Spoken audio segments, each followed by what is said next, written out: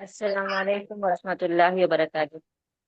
وعلیکم السلام وعلیکم ورحمۃ اللہ السلام ورحمۃ وبرکاتہ۔ اللہ وبرکاتہ۔ والسلام علی رسولہ الکریم، اما بعد، اعوذ باللہ من الشیطان الرجیم، بسم اللہ الرحمن الرحیم۔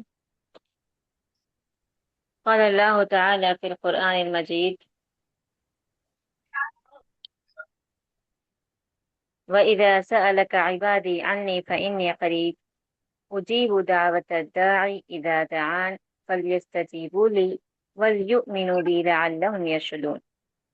قال رسول اللہ صلی اللہ علیہ وسلم: الدعاء هو العبادہ۔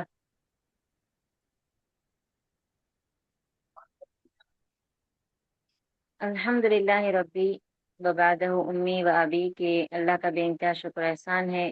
یہ جو سنہری دعائیں ہیں، یہ ڈپلومہ ان عالمیت کا سبجیکٹ ہے، لیکن یہ اتنا بہترین کورس ہے، اتنی بہترین کتاب میں آپ لوگوں کے سامنے لائی ہوں کہ اس کا ایک ایک حرف اگر آپ پڑھیں گے تو انشاءاللہ تعالی آپ کو اس کا فائدہ حاصل ہوگا۔ یہ جو کورس ہے دعائیں، مسنون دعائیں، سب سے پہلے یہ سمجھیے کہ دعا آخر ہوتی کیا ہے، دعا ہے کیا؟ ٹھیک ہے، دعا ایک عربی لفظ ہے جس کا ذکر قرآن مجید میں بھی ہے، اجیبو دعوت الداعی، اور احادیث میں بھی ہے الدعاء هو العبادہ۔ تو اس دعا کا مطلب ہے پکارنا۔ کس کو پکارنا؟ اللہ کو پکارنا۔ کیسے پکارنا؟ وَلِلَّهِ الْأَسْمَاءُ الْحُسْنَى فَادْعُوهُ بِهَا۔ اللہ نے کہا کہ میرے اچھے اچھے نام ہیں، تم اس کے ذریعے سے اسے پکارو، اللہ کو پکارو۔ لیکن یہاں پر ہم کیا کرتے ہیں، زندگی ہماری جو چل رہی ہے اس کو سمجھ نہیں سکتے، جو کہ اہم چیز ہے اسے سمجھنا۔ کیوں سمجھنا؟ کیونکہ جب آپ کی خلقت کی گئی، آپ کو پیدا کیا گیا، اسی وقت میں آپ کے لیے دو راستے متعین کر دیے گئے۔ ایک ہے اللہ کا راستہ، ہدایت کا راستہ، دوسرا ہے شیطان کا راستہ، گمراہی کا راستہ۔ اور شیطان نے اللہ تعالیٰ سے چیلنج کیا اس کے بندوں کے بارے میں کہ میں انہیں جہنم لے کر جا ہی جاؤں گا، انہیں جہنم کے قریب کیا، جہنم میں داخل ہی کرواؤں گا، اور جنت سے اتنی دور کر دوں گا جتنا تو نے مجھے دور کر دیا ہے۔ جب ابلیس کو اللہ نے جنت سے نکالا تو وجہ آدم علیہ السلام بنے اس کی نظر میں، تو اس نے چیلنج کر دیا کہ میں بھی پوری جو بھی جتنی بھی انسانیت ہے تیرے بندے ہیں ان کو تمام جہنم میں لے کر جاؤں گا۔ تو اللہ نے کیا کہا اس وقت؟ جو میرے بندے ہیں، جو مجھے پکارتے ہیں، جو میری عبادت کرتے ہیں، میں ان کو تجھ سے پناہ دوں گا، اور ان کے لیے ہی جنت الفردوس ہے۔ سبحان اللہ۔ تو اس واقعے، عالم ارواح کے واقعے کو اگر ہم سوچیں، اس وقت کے واقعے کو اگر ہم جانیں، تو ہمیں یہ چیز معلوم ہوتی ہے کہ ہر انسان کے ساتھ جو کچھ بھی ہوتا ہے وہ دو طریقے سے ہوتا ہے، ایک اچھائی، تب برائی۔ سمجھ رہے ہیں؟ جب ہمیں کوئی اچھی چیز پہنچتی ہے، اچھائی پہنچتی ہے، تو ہم خوش ہو جاتے، اتنے خوش ہوتے کہ اللہ کے راستے کو بھول ہی جاتے، اللہ رسول کی تعلیمات کو پس پشت ڈال دیتے، اور شیطان کی چاپلوسی کرنے لگتے، اس کی اطاعت کرنے لگتے۔ خوشیوں میں بتا رہی ہوں میں، شادی ہے چل رہا، موسیقی چل رہی، اللہ کی بندگی کا موقع ہے، کوئی سیلیبریشن کر رہے ہیں، اس میں بھی ہم موسیقی لگاتے، سانگس لگاتے، یہ بھی گناہ کبیرہ ہے۔ سمجھ رہے ہیں؟ تو اس طرح سے اچھائیوں میں، برائی جب پہنچتی ہے تو افسوس کرنے لگتے، شکوے شکایت کرنے لگتے، کاش کہنے لگتے، یہ ساری چیزیں ہماری زندگیوں میں چل رہی۔ لیکن اللہ کے رسول صلی اللہ علیہ وسلم نے پہلے ہی بتا دیا ہے کہ زندگی کیسی گزارنی چاہیے۔ کیوں؟ کیونکہ اللہ تعالیٰ نے بتایا وَلَنَبْلُوَنَّكُمْ بِشَيْءٍ مِّنَ الْخَوْفِ وَالْجُوعِ وَنَقْصٍ مِّنَ الْأَمْوَالِ وَالْأَنفُسِ وَالثَّمَرَاتِ وَبَشِّرِ الصَّابِرِينَ۔ اللہ کہتا ہے کہ ہم تمہیں ضرور آزمائیں گے، ہر اس چیز سے، خوف سے، ڈر سے، اپنے نفسوں سے، جانوں سے، اموال مال کی جمع ہے، دولت سے بھی آزمایا جائے گا، دے کے بھی اللہ تعالیٰ آزماتے، لے کے بھی آزماتے، اولاد سے بھی آزماتے، کسی کو دے کے آزماتے، کسی کو لے کے آزماتے، ہر چیز میں آپ کے لیے آزمائش ہے۔ تو اس آزمائش پر آپ کو صلہ کب ملے گا؟ وبشر الصابرین، صبر کرنے والوں کے لیے خوشخبری ہے۔ یہ صبر آسان نہیں ہے۔ صبر آسان ہے کیا؟ ہر انسان کے پیچھے کوئی نہ کوئی تکلیف لگی ہوئی ہے، غم لگا ہوا ہے، مصیبتیں لگی ہوئی ہے، ہر کوئی کچھ نہ کچھ ٹینشن سے صبح کرتے ہیں۔ تو اس پہ ہم صبر کیسے کر سکتے؟ کون بتا سکتے کیسے کر سکتے؟ نماز کے ذریعے سے۔ نماز کے ذریعے سے، لیکن کسی کسی کو طبیعت ٹھیک نہیں رہتی، وہ نمازوں کے بھی اتنی طاقت نہیں رکھتے، تو کیا کرنا؟ ذکر و اذکار کے ذریعے سے۔ اللہ پہ ذکر اور بھروسہ ہے، اللہ پہ ذکر بھروسہ۔ یعنی یہ دعاؤں میں ذکر شامل ہوتا ہے، دعا ذکر کرنا، کے دعا۔ سمجھ رہے؟ ذکر دعا ہے، دعا ذکر ہے، دونوں بھی سیم ہے۔ تو لہٰذا صبر کے لیے دعاؤں کا سہارا ضروری ہے۔ اسی لیے جب جب بھی آپ کوئی نبی کا واقعہ پڑھو، ہر نبی نے کسی نہ کسی چیز پر صبر کرتے ہوئے دعا کی کہ نہیں کی؟ آدم علیہ السلام کو جنت جیسی نعمت سے محروم جب کر دیا اللہ تعالیٰ، دنیا میں بھیج دیا، تو آدم علیہ السلام نے کس کا سہارا لیا؟ کیسے صبر کیا اس غم پہ؟ دعا کر کے۔ دعا کر کے۔ دعا کی، ربنا ظلمنا انفسنا، آدم علیہ السلام کی استغفار کی، یہ مشہور دعا ہے، قرآنی دعا ہے، جس کے بارے میں اللہ تعالیٰ نے خود بتایا ہے۔ سمجھ رہے ہیں؟ نوح علیہ السلام کی جب کشتی چل رہی تھی، ان کے بیوی بچے ڈوب رہے تھے، انہوں نے کس سے مدد مانگی؟ کیا کیا آپ؟ اللہ سے دعا کریں۔ سمجھ رہے ہیں؟ یوسف علیہ السلام جب جیل میں تھے، مصیبت میں تھے، پریشانی میں تھے، آپ نے کیا کیا؟ دعا اللہ سے دعا کی۔ یونس علیہ السلام مچھلی کے پیٹ میں چلے گئے تھے، اندھیرا ایک عجیب قسم کا، وہ ہم تصور بھی نہیں کر سکتے، ویسا واقعہ ان کے ساتھ ہوا، انہوں نے کیا کیا؟ کیسے صبر کیا؟ دعا۔ دعا کرتے رہے۔ نبی کریم صلی اللہ علیہ وسلم، طائف کا واقعہ سب سے مشہور ہے، چھوٹا بچہ تک یہ واقعہ جانتا ہے کہ کس طرح سے آپ صلی اللہ علیہ وسلم پر پتھروں کی برسات ہوئی تھی، خون آپ کے جسم سے نکل نکل کے آپ کے جوتوں میں جم رہا تھا۔ ایسے وقت میں جب پہاڑوں کے فرشتے آ کے اللہ کے رسول سے اجازت لے رہے تھے، کہہ رہے تھے کہ اے اللہ کے رسول، آپ بس حکم دیجئے، اس بستی کو ہم نیست و نابود کر دیں گے، پہاڑوں کے بیچ میں کچل دیں گے، تو آپ نے کیا کیا؟ کس چیز سے اس واقعے پر صبر کیا؟ دعا کے ذریعے، دعا کے ذریعے۔ دعا سے۔ یہاں تک کہ مکہ مکرمہ میں بھی جو جو بھی آپ کو تکالیف سہتے تھے، آپ اس پر آپ دعائیں کرتے تھے۔ سمجھ رہے ہیں؟ اور یہی تعلیم ہمارے نبی نے اپنی امت کو دیا ہے کہ چاہے آپ کے پاس کیسی بھی سچویشن رہو، کوئی بھی طرح کا آپ کا وقت گزر رہا ہو، آپ کو کس کا سہارا لینا ہے؟ دعا۔ دعا کے دعاؤں کا۔ اب یہ چیز تو ہم سمجھ گئے کہ دعا کا معنی کیا ہے۔ دعا کا معنی کیا ہے؟ کرنا۔ دعا۔ پکارنا۔ سمجھ رہے؟ دعا اہمیت کیا ہے؟ اس کی اہمیت یعنی کہ اس کی فضیلت، جبھی بھی صبر کرنا ہے، شکر کرنا ہے، تو ہم دعا کے ذریعے سے کر سکتے ہیں، یہ اس کی اہمیت ہے۔ صبر دعاؤں کے ساتھ ہوتا ہے، ٹھیک ہے۔ اب اس کے فائدے کیا ہے؟ دعا کرنے کے کیا فائدے ہیں؟ سب سے پہلی بات، تقدیر کو بدلتی ہے دعا۔ بارک اللہ، بالکل صحیح، دعا تقدیر کو بدل دیتی ہے۔ جبھی بھی آپ، تقدیر تو سمجھ رہے نا، ہماری قسمت، ہر چیز اللہ تعالیٰ تقدیر میں لکھا ہوا ہے، کون کب پیدا ہوگا، کس کے گھر میں پیدا ہوگا، کہاں پیدا ہوگا، کتنے بجے پیدا ہوگا، یہ ساری چیزیں اللہ کو پہلے ہی معلوم ہے، اللہ نے سب کی قسمتوں میں لکھ رکھا ہے، کتنا کمائے گا، کتنا کھائے گا، کہاں کہاں سفر کرے گا، کہاں رہے گا، کتنی چیزیں اس کو ملے گی، کتنی دولت ملے گی، اور کس زمین میں مرے گا، کس زمین میں دفن کرے گا، اللہ تعالیٰ یہ ساری چیزیں ہماری تقدیر میں لکھ رکھا ہے، چھوٹی چھوٹی چیز سے لے کے بڑی بڑی چیز، یہاں تک کہ ہوشیاری اور بے وقوفی بھی قسمت کا حصہ ہوتا ہے۔ समझ रहे हैं? तो ये जो दुआ है, इतनी बेहतरीन चीज हमारे पास है कि ये तकदीर भी बदल सकती है। मिसाल के तौर पे, छोटी सी मिसाल आपको मैं दे रही हूँ। आप किसी जगह सफर करने का इरादा करें, घर से लेट हो गए, उस वक्त में आपकी किस्मत में लिखा हुआ है कि आज आपकी ट्रेन मिस होगी। आप रात से दुआ करते जा रहे हैं, अल्लाह कल का सफर आसान कर दे, अल्लाह कल आसानी से ट्रेन मिल जाए, दुआ कर रहे हैं कर रहे हैं कर रहे हैं। जो किस्मत में आपकी ट्रेन छूटना था, अल्लाह ताला उससे 5 मिनट पहले आपको पहुंचा देते और आपको आपकी ट्रेन मिल जाती। इस तरह से दुआ आपकी काम करती। लेकिन हम ये चीज नहीं समझ सकते। अल्लाह ताला किस तरह हमारी दुआओं को कबूल कर रहा, हम समझ सकते क्या?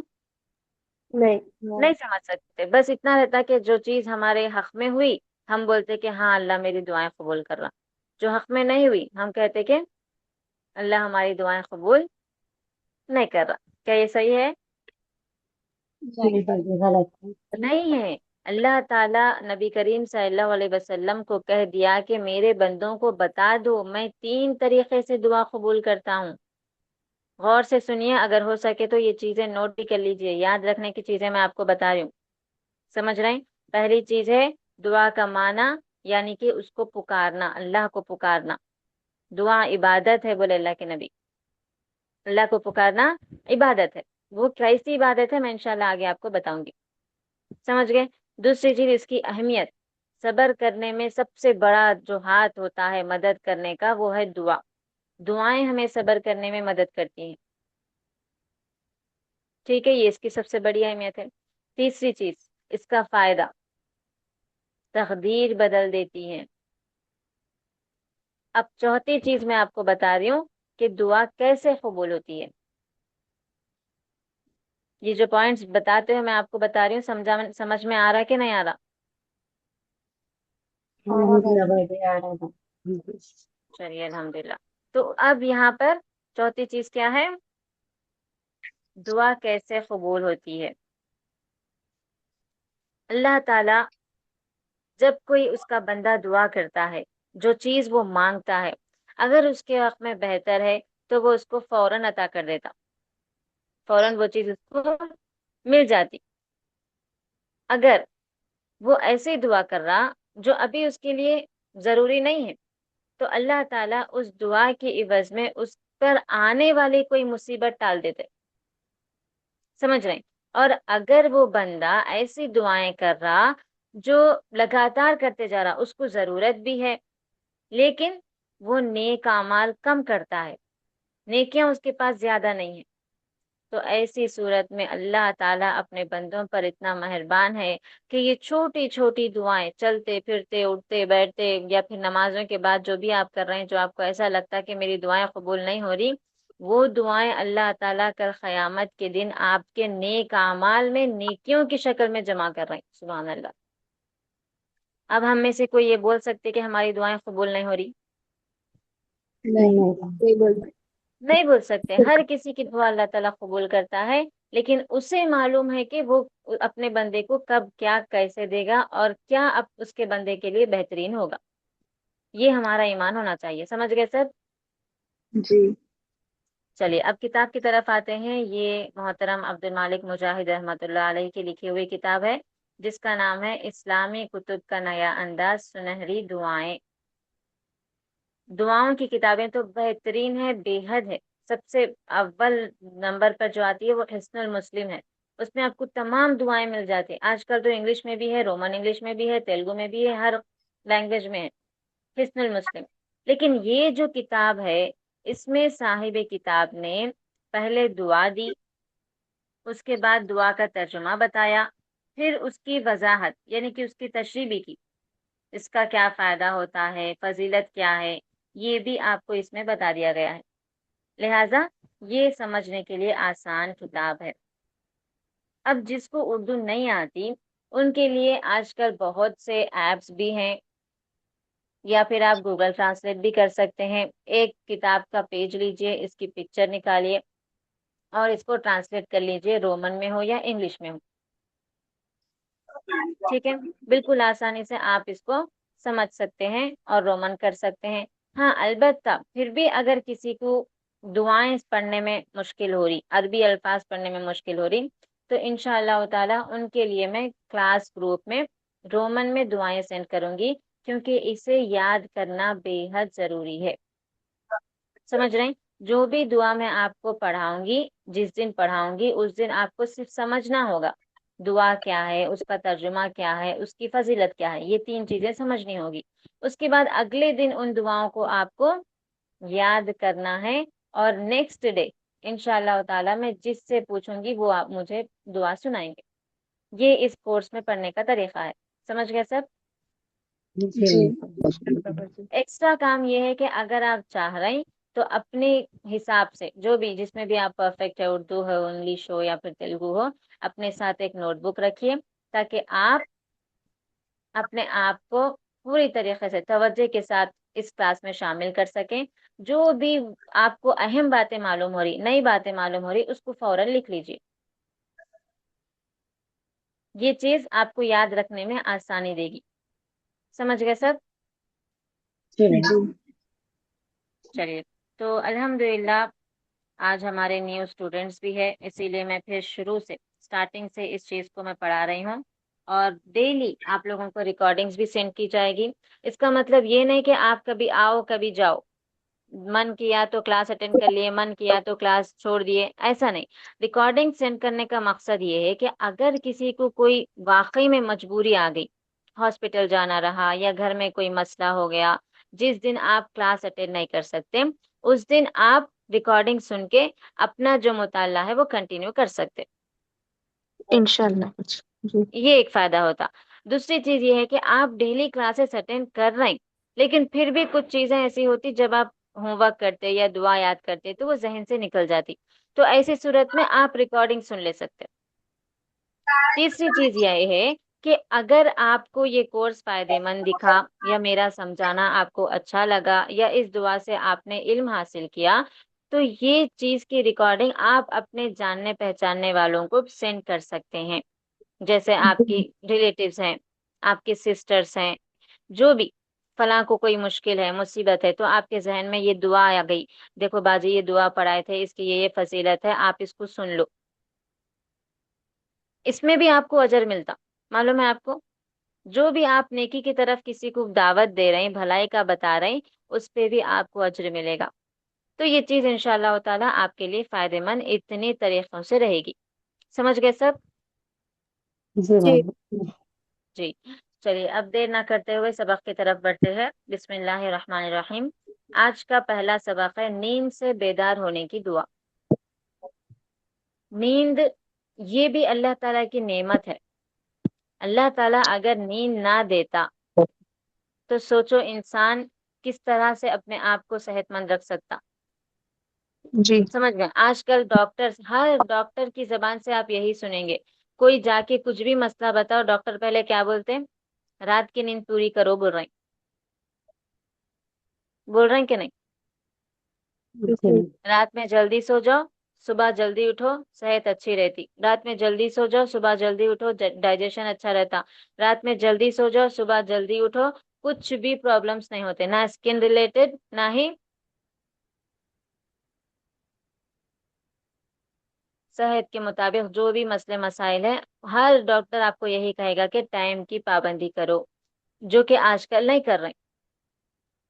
ہم کیا کرتے ہیں؟ کبھی 11 بجے سو رہے ہیں، کبھی 12 بجے سو رہے ہیں، کبھی 1 کبھی 2، پھر صبح میں وہی روٹین، 7 بجے اٹھ بھی گئے اگر پورے کام وغیرہ کر لے کے 11 بجے سو جاتے یا دوپہر میں سو جاتے، پھر رات کو وہی چیز۔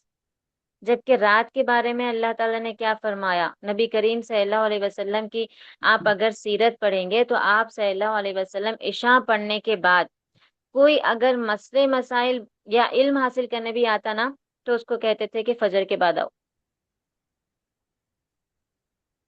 رات اللہ نے سونے کے لیے بنائی ہے، آرام کرنے کے لیے بنائی ہے۔ آج ہم جو کچھ بھی رات میں کر رہے ہیں اس سے ہٹ کے، اس کا مطلب ہے کہ ہم اللہ کی نافرمانی کر رہے ہیں۔ سمجھ رہے ہیں؟ جیسے ہی عشاء ہو گئی، نماز پڑھ لیے، آپ کھانا وغیرہ کھا لیے، کم سے کم 10:30 کے اندر آپ سو جانا۔ اور ایسا اگر آپ کریں گے تو صبح فجر میں خود بخود آپ اٹھ سکتے ہیں۔ वजअलना नौमकुम सुबाता, अल्लाह ताला का इरशाद है, हमने तुम्हारे लिए नींद को क्या बनाया है, आराम करने का जरिया बनाया है। जब आप अपनी नींद पूरी करते हैं, सुबह में आप तरोताज़ा होकर अगला दिन शुरू करते हैं। वही अगर आपकी नींद पूरी नहीं हुई तो अगले दिन आपकी फजर चले जाती और आपका सारा दिन गुस्से में, चिड़चिड़ करने में या फिर उदासी में चले जाता, शैतान आप पे हावी हो जाता। तो लिहाजा अल्लाह की दी हुई नेमत का शुक्र अदा करिए और उससे फायदा उठाइए। जितना हो सके उतना रात में जल्दी सो जाइए। अब उसके बाद दुआ की तरफ आते हैं। नींद से बेदार होने के बाद जब जैसे ही हम उठते हैं, बेदार होना यानी जागना, उठना, वैसे तो कई सारी मुतअद्दिद दुआएं हैं। अल्लाह के नबी करीम सल्लल्लाहु अलैहि वसल्लम अल्लाह का शुक्र अदा करते हुए अपनी जबान में कुछ अल्फाज भी कहते थे और अपनी उम्मत को भी कुछ दुआएं सिखाए थे। उन्हीं में से एक दुआ है, अल्हम्दुलिल्लाहिल्लज़ी अहयाना बादमा अमातना व इलैहि नुशूर। ये दुआ हमें बचपन से ही पढ़ा दी जाती, बचपन से सिखाई जाती, लेकिन इसका माना हम नहीं जानते, इसकी फजीलत हम नहीं जानते, ये पढ़ने से क्या फायदा हो रहा है ये नहीं जानते। इसे जानना जरूरी है। जब तक आप कोई चीज कर रहे हैं, उसका फायदा नहीं मालूम है, तो आपको उसका फायदा हासिल ही नहीं होता। समझ रहे हैं? आप पूरे इंटेंशन के साथ उस चीज को अगर कर रहे हैं तो आपको फायदा हासिल होता। यही चीज इन्नमल अमालु बिन्नियात, ये हदीस भी सिखाती है। जिस नीयत से आप जो काम करते हैं उसी का फायदा आपको हासिल होता। तो लिहाजा जैसे ही आप बेदार हो रहे हैं, जाग रहे हैं, सबसे पहले आप ये जो दुआ पढ़ रहे हैं वो क्यों पढ़ रहे हैं, वो अगर आप जानेंगे तब उसको आपको क्या है, उस दुआ की फजीलत, उस दुआ का फायदा हासिल होगा। समझ रहे हैं? क्यों पढ़ते हैं आप? जैसे ही सुबह जागते हैं तो ये दुआ क्यों पढ़ना है?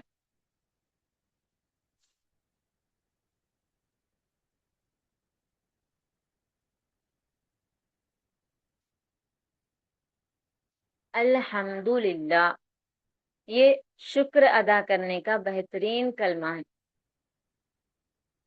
अल्हम्दुलिल्लाह से जो भी दुआ शुरू होती है, एक एक किस्म से आप ये इसका माना समझ सकते हैं कि ये शुक्र वाली दुआएं हैं। अल्हम्दुलिल्लाह, अल्हम्दुलिल्लाह, तमाम तारीफें अल्लाह के लिए है। अल्लज़ी, जिसने, अहयाना बादा मा अमातना, हमें जिंदा किया मरने के बाद। यहाँ पर मौत को नींद से तशबीह दी गई है। समझ रहे हैं? नींद जब हम सो जाते हैं तो हम बेहोश हो जाते हैं, हमें किसी चीज का होश नहीं रहता और मरने वाले को भी वैसे ही हाल होता है। तो नींद को क्या करें, मौत से तशबीह दी। यहाँ तक कि नींद को मौत की छोटी बहन भी कहा जाता है। अक्सर लोग, आप लोग सुने भी होंगे कि सो गए थे, सुबह नहीं उठे, हमेशा हमेशा के लिए सो गए। नींद में भी रूह कब्ज हो जाती है। इसीलिए इस दुआ में नबी करीम सल्लल्लाहु अलैहि वसल्लम नींद को मौत से तशबीह दिए और अल्लाह से दुआ करते हुए शुक्र अदा कर रहे हैं कि अल्लाह तूने हमें मारने के बाद फिर जिंदा किया, यानी एक और दिन दिया, एक और मौका दिया। तो लिहाजा इस दुआ को जब आप पढ़ रहे हैं, क्यों पढ़ रहे हैं? एक और दिन मिलने की शुक्र अदा करते हुए। समझ रहे हैं सब? जी मैडम। जी। जी। तो इस दुआ में मुसलमानों को ये तरबियत दी जा रही है कि वो अपने दिन का आगाज अल्लाह की तारीफ और उसके शुक्र से करे। लिहाजा जैसे ही आपकी आंख खुली, आप चाहे उठ के बैठे हो या लेटे हुए ही हो, फौरन ये दुआ पढ़ेंगे, अल्हम्दुलिल्लाहिल्लज़ी, हर किस्म की तारीफ अल्लाह ही के लिए है, अहयाना बादमा अमातना, जिसने हमें मारने के बाद जिंदा किया, व इलैहि नुशूर, और उसी की तरफ उठकर जाना है। पहले दुआ, दुआ का तर्जुमा, फिर उसकी तशरीह, उसकी फजीलत। ये तीन चीजें मैंने आपको बता दी हैं। अब याद करने का तरीका भी मैंने आपको बताया है। इस तरह से टुकड़े करके याद कीजिए। अल्हम्दुलिल्लाहिल्लज़ी, हर किस्म की तारीफ अल्लाह ही के लिए है। अहयाना बादा मा अमातना, जिसने हमें मारने के बाद जिंदा किया। وَإِلَيْهِ النُّشُورُ، اور اسی کی طرف اٹھ کر جانا ہے۔ 3 جملوں میں آپ کی یہ دعا یاد ہو جاتی۔ سمجھ گئے سب؟ جی بھائی جی۔ چلیے اگلی دعا ہے بیت الخلاء میں داخل ہونے کی۔ بیت الخلاء یہ عربی لفظ ہے، یعنی کہ باتھ روم، ٹوائلٹس، جو آج ہمارے پاس اٹیچ باتھ روم بھی ہوتے ہیں۔ تو اس میں جب آپ داخل ہو رہے ہیں، اس میں بھی آپ کو دعا کرنا ہے اور کچھ آداب بھی، اس آداب کا بھی خیال رکھنا ہے، کیونکہ جو غلاظت کی جگہ ہوتی ہے وہاں پر خبیث جن ہوتے ہیں، شیاطین ہوتے ہیں۔ جو اچھے جنات ہوتے ہیں وہ اچھی جگہ ہوتے ہیں۔ جنات میں بھی دونوں قسم ہیں، اچھے بھی برے بھی۔ جس طرح سے انسان ہے ویسے ہی جنات ہیں، ان کے بھی بال بچے ہوتے ہیں، ان کی بھی شادیاں ہوتی ہیں، ان کے بھی فنکشنز ہوتے ہیں، ان کے بھی رشتہ دار ہوتے ہیں، ان کے بھی اوپر بھی حقوق ہیں، ان کو بھی عبادتیں کرنا ہے، ان کو بھی اللہ تعالیٰ کے احکام کو فالو کرنا ہے، وہ بھی قرآن پڑھتے ہیں۔ اور جیسے انسان ہے ویسے ہی ان میں بھی مسلکیں بھی ہے، فرقے بھی ہے، مذاہب بھی ہے، سب ان کا الگ الگ ہے۔ سمجھ رہے ہیں؟ بس فرق یہ ہے کہ وہ ہماری آنکھوں سے اوجھل ہے، لیکن ہمیں وہ دیکھ سکتے ہیں۔ جنات انسانوں کو دیکھ سکتے ہیں، انسان جنوں کو دیکھ سکتا نہیں۔ نہیں دیکھ سکتا۔ اب انسانوں کی اگر آپ مثال لے لو، راستے سے کوئی جا رہے، شریف آدمی ہے، وہ خاموش، ایک چبوترا ہے، اس پہ کچھ لڑکے بیٹھے ہوئے ہیں، راستے سے کوئی لڑکی جا رہی یا آدمی جا رہا، تو شریف لڑکے اپنے آپ میں مصروف رہتے، ان کو تنگ نہیں کرتے، چھیڑتے نہیں۔ وہی جو شرارتی ہوتے ہیں، بدماش ہوتے ہیں، غلیظ خصلت کے ہوتے ہیں، وہ خاموش رہتے ہیں؟ نہیں۔ نہیں رہتے۔ ان کی فطرت ان کو مجبور کرتی، کچھ نہ کچھ وہ ایک جملہ کہہ دیتے، یا پھر ایک طنز کس دیتے، یا پھر چھیڑنے کی کوشش کرتے، تکلیف دینے کی کوشش کرتے۔ انسانوں کی بات بتا رہی ہوں میں۔ ویسے ہی جنات بھی ہے، جو اچھے جنات ہیں وہ اپنے کام سے کام رکھتے، لیکن جو برے جنات ہوتے ہیں وہ شرارت کرتے ہیں، انسانوں کو تکلیف پہنچاتے ہیں۔ اور اسی کے قصے ہم اپنے بڑے بزرگوں سے بھی سنتے آتے ہیں۔ سنے نہ سنے؟ ہاں سنتے۔ سنے۔ اور جنات تکلیف بھی پہنچاتے ہیں انسانوں کو۔ اگر انسان غفلت سے ان کو کوئی تکلیف پہنچا دیے تو وہ اس کا بدلہ بھی لیتے ہیں۔ اگر کوئی انسان کسی کو پسند آ گیا، چاہے وہ جن مؤنث رہا تو وہ آدمی کو پسند کرتی ہے، مذکر رہا تو وہ عورت کو پسند کرتی ہے، تو ایسی صورت میں ان کو بھی وہ تکلیف پہنچانے کی کوشش کرتے، ان کی زندگی اجیرن کر دیتے۔ سمجھ رہے ہیں؟ تو یہ تمام مسئلے مسائل ہمارے گھروں سے ہی شروع ہو رہے ہیں، باہر جانے کی ضرورت ہی نہیں ہے۔ کیوں؟ کیونکہ پہلے باتھ روم گھر میں نہیں ہوتے تھے، آج کل گھر میں باتھ روم ہے، اور باتھ روم غلاظت کی جگہ ہے، خبیث جگہ ہے، خبیث جگہ پہ خبیث جن رہتے۔ سمجھ رہے ہیں میری بات؟ تو ایسی صورت میں جب آپ گھر میں رہ رہے ہیں، باتھ روم بھی گھر میں ہے، اس کا مطلب کیا ہوا؟ جنات بھی آپ کے گھر میں رہ رہے ہیں، وہ بھی اچھے نہیں، برے۔ تو یہ برے جنات جو ہے، کیا وہ آپ کو بنا تکلیف پہنچائے رہتے؟ نہیں۔ نہیں رہتے۔ یہ تکلیف کیسا پہنچاتے؟ دلوں میں وسوسے ڈالتے، عبادتوں سے دور کر دیتے، گھروں کی چیزوں کو خراب کرنے لگتے۔ کبھی کبھار ایسا ہوتا ہے کہ جو اہم چیزیں ہوتی وہ غائب ہو جاتی، جہاں ہم رکھے رہتے وہاں پر نہیں رہتی، ڈھونڈتے ڈھونڈتے ڈھونڈتے پھر دعا پڑے تو جہاں رکھے وہیں پہ ملتی۔ ایسا ہوا کہ نہیں ہوا؟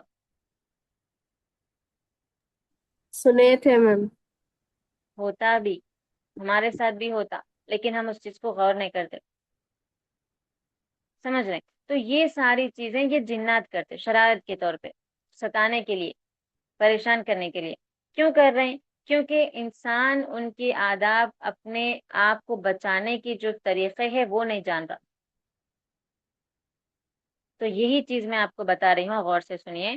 سب سے پہلی جو چیز ہے وہ ہے جو آپ کا باتھ روم ہے اسے ہمیشہ لاک رکھیے۔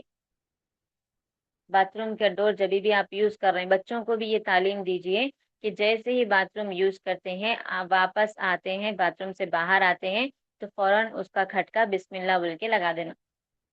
بسم اللہ بول کے اگر آپ کوئی چیز لگا دیے، چاہے وہ آپ کا مین ڈور ہو یا مین گیٹ ہو یا پھر باتھ روم کا ڈور ہو، یا برتن بھی اگر آپ کسی بگونے پہ یا گھڑے پہ ڈھانپ رہے بسم اللہ بول کے، تو اس چیز کو نبی کریم صلی اللہ علیہ وسلم نے فرمایا شیطان داخل ہو ہی نہیں سکتا،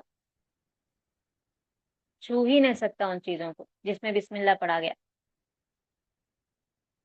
جب وہ اندر لاک رہ رہا، گھر میں داخل ہی نہیں ہو سک رہا، تو آپ کے اوپر یہ جو وسوسے ہے، عبادتوں سے دوری ہے، مشکلیں ہیں، بلائیں ہیں، آ سکتی نہیں آ سکتی۔ نہیں آ سکتی۔ پہلی چیز تو یہ ہو گئی، سمجھ رہے ہیں؟ اب دوسری چیز، جب بھی آپ بیت الخلاء استعمال کر رہے ہیں، باتھ روم جا رہے ہیں، تو سب سے پہلے جب کھٹکا کھول رہے ہیں اس ڈور کا، آواز کرنا، کھٹکے کی آواز کرے ٹھیک ہے چل جاتا، لیکن ہو سکے تو ایک بار نوک کرنا، کھٹکا مارنا۔ اس سے کیا ہوتا؟ دو چیزیں ہوتی، اگر کوئی موذی جانور اندر ہے، چپکلی ہے یا پھر کوئی بچھو بھی اگر رہا، کیڑا بھی رہا، سانپ بھی رہا، انشاءاللہ نہیں رہتے، اللہ تعالیٰ محفوظ رکھے، لیکن کوئی کیڑے وغیرہ بھی رہے تو آواز سن کے وہ بھاگ جاتے، چھپ جاتے۔ دوسرا، جنات رہے تو جنات بھی ہٹ جاتے، ان کو تکلیف نہیں ہوتی۔ آپ اگر سڈن ڈور کھولیں گے، خدا نخواستہ اس کے پیچھے کوئی خبیث جن رہا، اس کو مار لگ گیا، اس کو تکلیف ہو گئی، تو وہ آپ سے اب بدلہ لینے کی کوشش کرتے، اور وہ چیز ہمیں دکھتی نہیں، ہم کیسا اس سے بچ سکتے ہیں؟ تو اسی لیے پہلے ہی آپ کو پروٹیکشن بتا دیا گیا۔ کس نے بتایا؟ نبی صلی اللہ علیہ وسلم۔ صلی اللہ علیہ وسلم نے بتایا۔ سمجھ رہے ہیں؟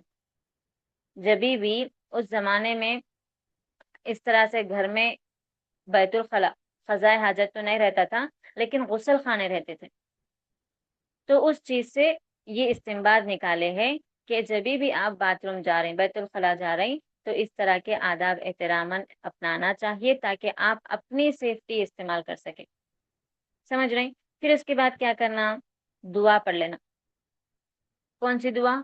بسم اللہ، اللہم انی اعوذ بک من الخبث والخبائث، اللہم اے اللہ، انی بے شک میں، اعوذ بکا تجھ سے پناہ مانگتی ہوں، من الخبث والخبائث، خبث جنوں کی جمع، خبیث جن مذکر میلز، والخبائث مؤنث کی جمع فیمیلز،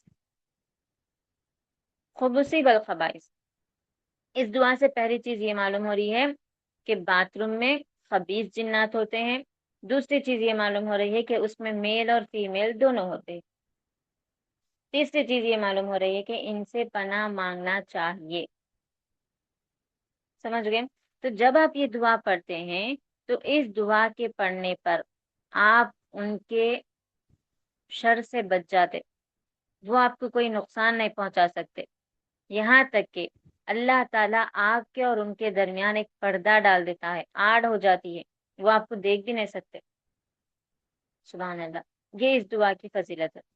تو لہٰذا اپنے چھوٹے چھوٹے بچوں کو بھی یہ دعا پڑھا کے اندر بھیجیے، کیونکہ بچوں کو بھی وہ تکلیف پہنچاتے، سمجھ رہے ہیں؟ اور خود بھی دعا پڑھ کے ہی اندر داخل ہونا۔ اب اندر کیسے داخل ہونا؟ لیفٹ پیر سے، لیفٹ لیگ سے، یہ بھی اس کا ایک ادب ہے۔ رائٹ لیگ آپ باہر نکلتے وقت پہلے رکھنا، اور لیفٹ لیگ اندر جاتے وقت پہلے رکھنا، سمجھ رہے ہیں سب؟ جی۔ اور اس کا ایک اور ادب بھی نبی کریم صلی اللہ علیہ وسلم نے بتایا ہے کہ جب آپ بیت الخلاء جا رہے ہیں تو اللہ نام کی چیزیں یا قرآنی دعاؤں کی چیزیں جو بھی آپ کے گلوں میں ہے یا ہاتھوں میں ہے، اسے نکال کے جانا۔ اکثر لوگ کیا کرتے، ایت الکرسی کا جو پینڈنٹ بنا لیتے، لاکٹ بنا لیتے، ان کے گلوں میں رہتی، اللہ نام کی لاکٹ رہتی، انگوٹھی میں اللہ رسول لکھا ہوا رہتا۔ تو ایسے اگر آپ کی چیزیں ہیں، ان چیزوں کو آپ نکالیں گے، باہر رکھیں گے، بیت الخلاء جائیں گے۔ افضل یہ ہے کہ ایسی چیزیں آپ پہنو ہی مت، نعوذ باللہ، اللہ جیسی بابرکت ذات کا نام آپ اپنے گلے میں لٹکا رہے ہیں، وہ سوتے جب اس کی بے ادبی ہو رہی، جبھی بھی آپ چل رہے ہیں پھر رہے ہیں، نہانے جا رہے ہیں، اس کی بے ادبی ہو رہی، نعوذ باللہ، یہ چیز کیا صحیح ہے؟ فیشن کے نام پہ ہم کیا نہیں کر سکتے؟ नहीं। नहीं करना है। क्या जरूरत है आपको अल्लाह रसूल के लॉकेट्स पहनने की? मत पहनिए। अंगूठियां पहनने की क्या जरूरत है? पता नहीं उसको कैसे कैसे लोगों ने कैसा बनाया होगा। बनाने पे भी बेअदबी हो रही, बेहुरमती हो रही। जब आप पहन रहे हैं उसको, मसल रहे हैं उस खाने खाते, जब वे आपके हाथ में रह रही, कहीं जा रहे हैं तो हाथ में रह रही, कभी गिर जा रही, उठा रहे हैं, पहन रहे हैं। क्या यही इज्जत है, यही अदब है? नहीं। नहीं है। तो लिहाजा ये चीजें इस्तेमाल ही नहीं करनी चाहिए। लेकिन अगर किसी के पास है, आपकी नजर पड़ी, तो उनको आप हिदायत करना कि ये चीज उतार के बैतुल खला जाओ, या फिर पहनो ही मत। समझ गए सब? पहली चीज क्या है? हमेशा बस। बाथरूम का डोर लगा के रखना। जब भी आप बाथरूम जा रहे हैं, खटके की आवाज करके बिस्मिल्लाह कह के खटका खोलना। फिर उसके बाद दुआ पढ़ना। फिर लेफ्ट लेग से अंदर जाना। और जब तक आप बाथरूम में रहे तब तक बिल्कुल आवाज नहीं करना। चाहे आप नहाने जाओ या फिर सिर्फ टॉयलेट के लिए जाओ, आवाज नहीं करना, कोई बात नहीं करना। हाँ, अलबत्ता अगर कोई इम्पोर्टेंट है, ऐसी सूरत में आपको इजाजत है, उसके अलावा नहीं। ना ही दिल में इस्लाम के, दीन के, अल्लाह रसूल के बातें वसवसे लाना। दिल में तक भी अल्लाह का नाम नहीं आना बैतुल खला में। ऐसी कोशिश आपको करना है। ये इसका अदब है। समझ रहे हैं? और जब तक आप बिना बात करे रहते तब तक आप आपकी दुआ की हिफाजत में रहते। ये चीज याद रखें। फिर जैसे ही आप बैतुल खला से फारिग हो रहे हैं, बाहर निकल रहे हैं, तो राइट लेग बाहर रखेंगे, डोर लगाते हुए बिस्मिल्लाह कहेंगे और दुआ पढ़ेंगे, अल्लाहुम्मा गुफरानक, ऐ अल्लाह मुझे बख्श दे, ऐ अल्लाह मैं तेरी बख्शिश चाहती हूँ। क्यों गुफराना का क्यों कह रहे हैं?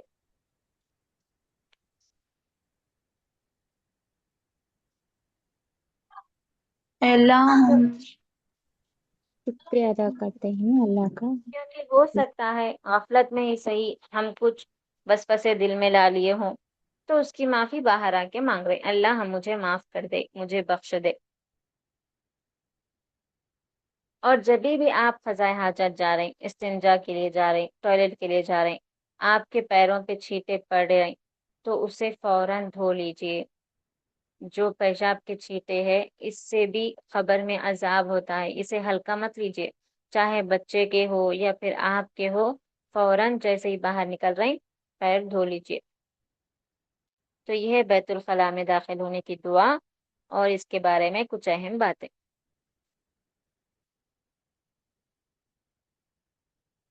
उसके बाद है वुजू का आगाज। यहाँ पर देखिए साहिब किताब कैसा स्टेप बाय स्टेप आपको बता रहे हैं। पहले सोकर उठ रहे हैं, दुआ पढ़ रहे हैं, फिर सो के उठने के बाद क्या करते फौरी हम बैतुल खला जाते, तो उसकी दुआएं बताए। बैतुल खला के बाद ब्रश करते, मुंह धोते, फिर आखिर में वुजू करना जरूरी है। जैसे ही आपका दिन शुरू हो रहा, आप वुजू अगर कर रहे हैं, तो आप एहतियात में आ जाते, अल्लाह की हिफाजत में आ जाते। ठीक है। और वुजू की बड़ी फजीलतें हैं। सबसे बड़ी फजीलत क्या है? जैसे जैसे आप वुजू करते जाते, आपके आज़ा धोते जाते, आपके गुनाह माफ होते जाते, आपके गुनाह झड़ते जाते। यहाँ तक कि नबी करीम सल्लल्लाहु अलैहि वसल्लम ने फरमाया कि नाखून के नीचे तक के गुनाह भी झड़ जाते हैं। तो सोचिए, आप अगर दिन में बार बार वुजू करते जा रहे हैं, तो आपके गुनाह बाकी रहते हैं? नहीं नहीं। रहते। जैसे नबी करीम सल्लल्लाहु अलैहि वसल्लम ने बिलाल रज़ियल्लाहु अन्हु से पूछा था कि अय बिलाल, आखिर ये कौन सा अमल है कि मैंने तुम्हारे कदमों की आहट जन्नत में सुनी है? तो बिलाल रज़ियल्लाहु अन्हु ने क्या कहा कि अय अल्लाह के रसूल, जब भी मेरा वुजू टूटता है, मैं वुजू बनाता हूँ और 2 रकात तहियतुल वुजू पढ़ता हूँ। सुभान अल्लाह। जब आप बार बार वुजू करते रह रहे हैं, तो आपके गुनाह कुछ भी बाकी नहीं है। जब गुनाह ही नहीं है, तो आपका ठिकाना क्या होगा? जन्नत। जन्नतुल फिरदौस होगा। लिहाजा इस चीज का ख्याल रखिए, जब भी आप गलाजत से फारिग हो रहे हैं, क़ज़ाए हाजत से फारिग हो रहे हैं, कोशिश करिए वुजू बना के रहने की। ठीक है। हाँ, हैज़ की हालत में कुछ नहीं है। तो बहरहाल जब भी आप वुजू कर रहे हैं, तो सबसे पहले बिस्मिल्लाह पढ़ना लाजमी है। وضو شروع کرنے سے پہلے بسم اللہ لازمی ہے۔ اگر آپ بیت الخلاء میں وضو کر رہے ہیں یعنی باتھ روم میں وضو کر رہے ہیں تو آپ کیا کرنا، پہلے ہی وضو کی نیت کر لے کے باہر ہی بسم اللہ پڑھ کے اندر جانا، سمجھ رہے؟ پھر وضو جیسے ہی آپ وضو کریں گے، وضو کرنے کے بعد وضو کے بعد کی دعا پڑھنا ہے، اشہد ان لا الہ الا اللہ وحدہ لا شریک لہ واشہد ان محمدا عبدہ ورسولہ۔ اشہد میں گواہی دیتی ہوں، اللہ الہ الا اللہ کہ اللہ کے سوا کوئی حقیقی معبود نہیں ہے، وحدہ لا شریک لہ وہ اکیلا ہے، اس کا کوئی شریک نہیں، واشہد اور میں گواہی دیتی ہوں ان محمدا عبدہ ورسولہ کہ محمد صلی اللہ علیہ وسلم اس کے بندے اور اس کے رسول ہیں۔ پہلے ہم گواہی دے رہے ہیں، پھر دعا پڑھ رہے ہیں، اللہم اجعلنی اے اللہ مجھے بنا دے، من التوابین توبہ کرنے والوں میں سے، وجعلنی اور مجھے بنا دے، من المتطہرین پاک و صاف رہنے والوں میں سے۔ یہ ہے وضو کے بعد کی دعا۔ اس کی فضیلت کے بارے میں نبی کریم صلی اللہ علیہ وسلم نے فرمایا کہ جو شخص وضو کے بعد شہادتین، شہادتین یعنی اس میں دیکھیے دو شہادت ہے، ایک تو ہم توحید کی شہادت دے رہے ہیں، گواہی دینا توحید کے بارے میں، اور دوسری رسالت، نبی کے بارے میں، رسول کے بارے میں، تو دونوں شہادتین، دو شہادت ہو گئے۔ عربی میں تسنیہ کو شہادتین کہتے ہیں، ٹھیک ہے؟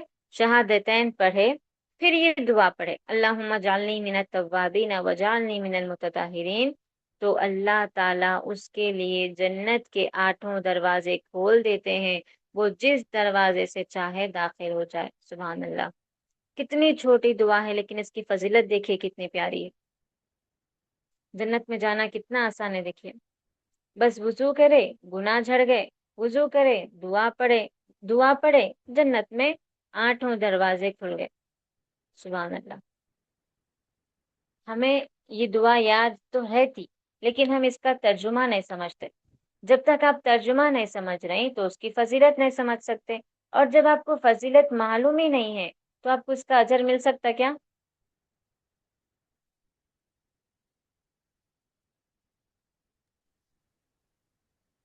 نہیں آواز آ رہی ہے میری؟ نہیں ملتا۔ جی، تو لہٰذا دعا اس کے ترجمے کے ساتھ سمجھ کے یاد کر کے ہمیشہ یاد رکھیے، پڑھتے رہیے، دوسروں کو بھی سکھائیے، اور اس کی فضیلت جان کے اس پر عمل بھی کیجیے۔ سمجھ گئے سب؟ جی چلیے الحمدللہ، وقت ہو چکا ہے، تو لہٰذا آج کا سبق ہم یہیں پہ ختم کرتے ہیں۔ یہ 5 دعائیں ہیں، 4 دعائیں ہیں، ان 4 دعاؤں کو ترجمے کے ساتھ یاد کریے اور اس کی فضیلت بھی یاد رکھیے۔ کل میں مختصر سا سب سے اورلی پوچھوں گی، اس کے بعد ہم انشاءاللہ منڈے کے دن سب سے اورلی پوچھوں گی، اس کے بعد انشاءاللہ ہم نیکسٹ سبق پڑھیں گے۔ کل سنڈے ہے، کل ہالیڈے رہے گی، آپ کو اچھا وقت مل رہا ہے، ان دعاؤں کو اچھے سے یاد کریے۔ سبق سمجھ میں آیا سب کو؟ کوئی سوال؟